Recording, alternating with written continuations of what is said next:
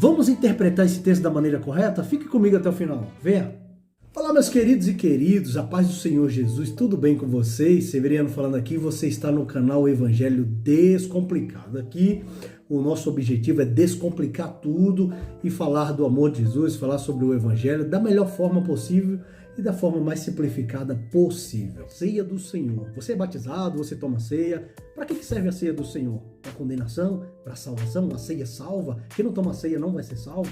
É sobre isso que nós vamos falar e nós queremos desmistificar algumas coisas sobre a ceia. É fácil encontrarmos pessoas que acreditam que a ceia é um instrumento de condenação e, por outro lado, outros acreditam que a ceia ela é um instrumento de salvação, né? Então, percebemos que há uma confusão muito grande em relação ao entendimento da Santa Ceia. Para que serve a Santa Ceia, afinal de contas? Ao lermos o texto onde está instituída a ceia na primeira epístola de Paulo aos Coríntios, no capítulo 11, no versículo 27, nós entendemos por que as pessoas acreditam que a ceia é um instrumento ou se tornou um instrumento de condenação. Acompanhe comigo no texto, versículo 27, da primeira epístola de Paulo aos Coríntios, no capítulo 11. Versículo 27 diz assim: portanto, qualquer que comer este pão ou beber o cálice do Senhor indignamente será culpado do sangue, do corpo e do sangue. Então, logo aqui nós vemos que há um erro muito grande, né? Há um erro de interpretação desse texto. Porque Paulo não está falando das pessoas que são indignas de tomar ceia. Porque as pessoas muitas vezes, por um tropeço no seu dia a dia, na semana da Santa Ceia, né? Porque o incrível é acreditar que as pessoas elas não se importam de pecar ao longo da vida, mas que a condenação só serve para ela se ela pecar na semana da ceia. E aí ela não toma ceia para não ser condenada. Então nós podemos ver que aqui já há um erro muito grande de interpretação. Para entendermos sobre essa palavra indignamente, nós devemos buscar resposta para esse versículo. Quem é essa pessoa indigna que o apóstolo Paulo está falando? Para que entendamos isso, é necessário nós voltarmos no início do texto, ou seja, no texto da ceia, né? A chave do versículo 27 está no início do texto. Acompanhe comigo. No capítulo 11, a partir do versículo 17, eu quero que você acompanhe comigo, que é importante você entender isso.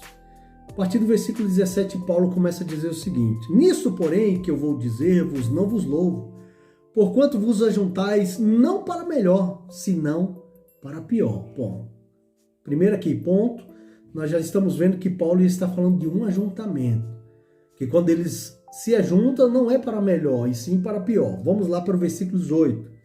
Porque antes de tudo ouço que quando vos ajuntais na igreja, há entre vós dissensões. Olha o problema que Paulo está apontando. Paulo está fazendo uma denúncia. Dissensões, ou seja, aqui está havendo uma ruptura no corpo da igreja. E em parte eu creio. Versículo 19. E até importa que haja entre vós heresias, para que os que são sinceros se manifestem entre vós. De sorte que quando vos ajuntais no lugar, não é para comer a ceia do Senhor. Tá vendo? Outra denúncia que Paulo está fazendo. Ponto. Grave isso. Versículo 21. Porque comendo cada um toma antecipadamente a sua própria ceia. Peraí, mas a ceia não é coletiva? A ceia que o apóstolo Paulo está falando aqui não é toda a igreja? Deveria ser, não é isso? Mas o que nós estamos vendo é que o apóstolo Paulo está fazendo uma denúncia, que os irmãos estavam se ajuntando para participar da ceia, mas eles não estavam fazendo isso da maneira correta, da maneira que deveria fazer, da maneira certa. Nós estamos vendo aqui que Paulo já fez uma denúncia: há dissensões entre vós. E quando vocês vão comer a ceia, pelo que ele fala, eu acredito que não é para comer a ceia do Senhor, porque cada um come a sua própria ceia. Lá na frente nós vamos ver Paulo dizendo que eles não estavam discernindo o corpo do Senhor, ou seja, não estão discernindo corretamente qual que é o propósito desta reunião. Mas não é só isso. Nós devemos ler também o versículo 22, que diz o seguinte: acompanhe comigo. Não tendes porventura casa para comer ou para beber? Ou desprezais a igreja de Deus e envergonhais? Olha só, Paulo está fazendo uma denúncia. Os que nada têm? Que vos direi? Louvar-vos-ei, ou seja, me alegrarei, né? Nisso não vos louvo. E aí então Paulo ele começa a ensinar os irmãos qual que é a maneira correta de participar da Santa Ceia. Tá, irmão Severiano, mas você ainda não explicou o versículo 27, que Paulo falou que nós não devemos participar da ceia do Senhor indignamente. Muito bem, queridos. Para entendermos o versículo 27, nós já lemos aqui esses versículos, porque muitas vezes eu sou observador, tá? Eu observo que muitas vezes na Santa Ceia, os irmãos não explicam esses versículos que nós acabamos de ler. Começa apenas a partir do versículo 23, porque eu recebi do Senhor, que também vos ensinei, que o Senhor Jesus na noite foi traído, tomou o pão e continua. E esquece de explicar para os irmãos que Paulo, antes dele ensinar, ele faz uma denúncia, porque os irmãos estavam participando da Santa Ceia de maneira indigna. O indigna aqui não é porque nós somos pecadores, o indigna aqui é porque eles não estão discernindo o propósito da Santa Ceia. Porque uns levavam as suas refeições e chegava lá, eles faziam panelinhas, né? E ali eles participavam, uns não esperavam uns pelos outros, né? Como o apóstolo Paulo ele mesmo fala no texto. Então os que iam chegando já ia comendo, outros comiam demais, outros não comiam nada. E aqueles que não traziam, não comiam, ou seja, não participavam da ceia. Aí eu pergunto para você, a maneira que ele estava fazendo a ceia era digna ou era indigna? Vamos complementar o texto para que possamos aqui, então, fechar com chave de ouro. Veja o que o versículo 19 fala. Porque o que come e bebe indignamente, come e bebe para sua própria condenação, não discernindo o corpo do Senhor. Por causa disso, há entre vós muitos fracos e doentes e muitos que dormem. Por que Paulo está falando isso? Por que há fracos e doentes e muitos que dormem?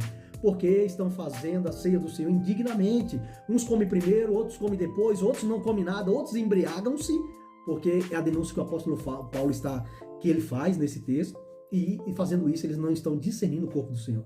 Então eles não estavam fazendo aquilo para a glorificação do reino de Deus. Não estavam fazendo aquilo para a glória de Deus. Eles estavam fazendo aquilo como uma coisa qualquer, uma refeição qualquer, um churrascão, né? Mas ali era a ceia do Senhor. Né? Por isso que no final ele vai dizer, esperai uns pelos outros, sejam organizados, fazer isso da melhor maneira possível, para que os que estão de fora vejam que vocês fazem parte do reino de Deus, que vocês são unidos, que vocês estão num único propósito, o objetivo é o mesmo, e vocês estão no mesmo espírito, né? Então por isso que há fracos e doentes.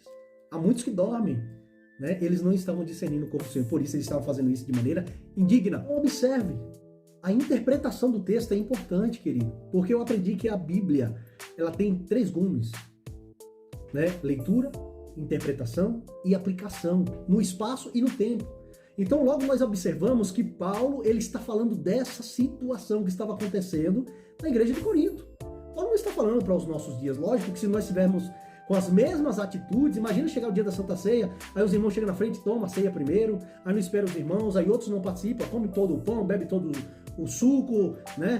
E aí outros não participam. Aí nós vamos estar fazendo a ceia da forma indigna. É importantíssimo participar, querido, da Santa Ceia do Senhor. Não deixe isso entrar na tua cabeça, que você é uma pessoa indigna de participar da mesa do Senhor. Por isso que há muitas pessoas que não participam da ceia, muitos não se batizam. Há muitas questões teológicas, né, que ao meu ver são equivocadas, né, acerca da ceia, por exemplo. Acerca do batismo é a mesma coisa. Outro dia eu vou falar aqui sobre o batismo. Por que há pessoas que não se batizam? Então, querido, eles acreditam, tem pessoas que acreditam que naquela semana ele não pode tomar ceia porque ele é indigno, ele se tornou indigno. Então, querido, digno, eu acredito nisso, tá? Digno nós não vamos ser nunca. Nós fazemos isso pela graça, pela misericórdia de Deus. Nós participamos do corpo e do sangue de Jesus para que se concretize aquilo que Jesus falou. Aquele que não comer da minha carne, não beber do meu sangue, não tem parte comigo. Aquele que não comer da minha carne, não beber do meu sangue, eu não ressuscitarei no último dia. Então veja a importância da ceia. Entendeu? Então, querido, participe da ceia do Senhor. Não deixe que as pessoas condenem você. Você foi comprado por um alto preço, pelo sangue de Jesus. Ele morreu justamente para salvar o pecador, assim como eu e assim como você. Nós somos pecadores, mas fomos alcançados pela graça de Jesus. Amém, querido? Participe da ceia do Senhor com alegria, com gratidão. Tenha isso como um momento, né, como a própria palavra diz, né, relembrar, né, fazer isso todas as vezes em memória. A ceia é memorar, relembrar aquilo que Jesus fez por mim e por você, tá bom? Eu espero ter ajudado com essa interpretação bíblica, tá bom, querido? Que Deus te abençoe grandemente. Se inscreve no nosso canal, compartilha esse vídeo com mais pessoas. Tem irmãozinho que tem dúvidas sobre a ceia, acha que nunca vai poder tomar ceia porque ele é indigno, manda esse vídeo lá para ele, manda para os irmãos lá da sua igreja. Que Deus continue. Lembrando sempre, leia a palavra de Deus. Não tire versículos, não isole versículos, tá bom? Para achar contexto, para condenar os irmãos, para estar apontando erros, não. Lembre-se sempre que a Bíblia ela há a resposta para tudo. E não esqueça de ler o contexto, tá bom? Deus te abençoe grandemente. Se inscreva no nosso canal, compartilhe esse vídeo com mais pessoas e até mais. Deus abençoe.